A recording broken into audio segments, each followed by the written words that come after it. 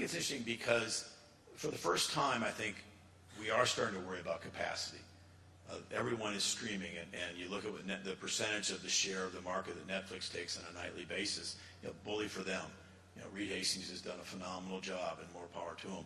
But there's a lot of people catching up fast, and we're just a very small player. But there's a lot of other big players that are coming up, and so I think the notion of talking about capacity and what we do and how we deliver this, and frankly, even is broadband the long-term winner? I don't know if broadband's the long-term winner here, and by long-term I mean 5 or 10 years, the time horizon you're talking about. I'm not smart to say what is, but the notion that we're going to be limited by capacity is an anathema to all of us. We really haven't been limited, but that day, absent technology changes, that day could come within the next 5 years in terms of being able to deliver everything we want to deliver, particularly on prime time, particularly at night. And by that I mean, particularly at night and during the week. But I trust technology. Every time we think we've hit a small incline or even a steeper hill, something comes along and does it. A lot of it's been on the front end, devices for people, the well-done client-side technology. I think we need more on the back end. We've sort of been building the same way. But I have a lot of faith in people a lot smarter than I in terms of their ability to figure out something. And here's one thing I'm going to invent, just so you know. So if somebody else is doing it, share it with me. I don't get why Wi-Fi can't charge my devices. I just don't get it. If I'm getting a signal to a device, you're talking to the wrong guy. I don't get why can't it charge my device? Why do I need to plug my damn device in? And then some people say, oh no, you can just set it on a pad. I said, dude, the pad's plugged in. Why do I need to get my current through a plug? Yeah, I think, I understand. I recently had this conversation because I wanted, like wireless power to my desktop, so I didn't have to drill a hole through my, roof and all that. And we're not anywhere close to that. You and I are the wrong people to have this. I definitely. Next group, let's answer that question because you'll be a lot smarter than the two of us. So,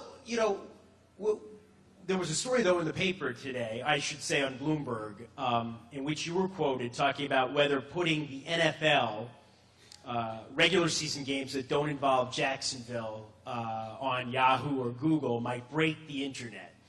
There is some skepticism, it appears, on the part of your counterparts at the NFL that the internet can handle that much capacity. What do you think? I think Brian's right. I mean, I don't think we need to help Brian get more bidders to the door for his Thursday night package, so let's just stop talking about the NFL. I mean, he's got plenty of bidders. He doesn't need any help. Well, this might diminish the bidders, according to this story, if they can't actually put the game on Yahoo or Google or Apple. Let me assure you, there is no one at Apple or Amazon or Google who's listening to my answer. I can answer your question. Okay. Nobody all right. He's going to say, oh, wait a minute, Bob Bowman said this. Not a chance that's going to happen. I mean, the simple fact is, the Jacksonville thing didn't really matter. No one really watched it a very long time. It was on home pages, so the concurrent number is really not 3 million, right? I mean, 3 million was the most. Mark me down as a skeptic.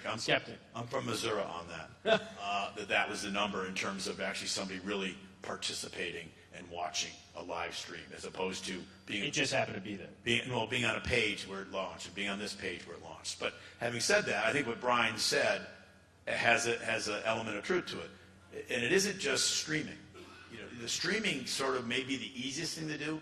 If you have any kinds of commerce activities, registration, God forbid you have to pay for it, some sort of ad serving that you want to track, all these other ancillary businesses that you do, that's going to be much tougher to serve those in any kind of capacity than just doing a live stream. Live stream he's right. I think it's going to be really tough.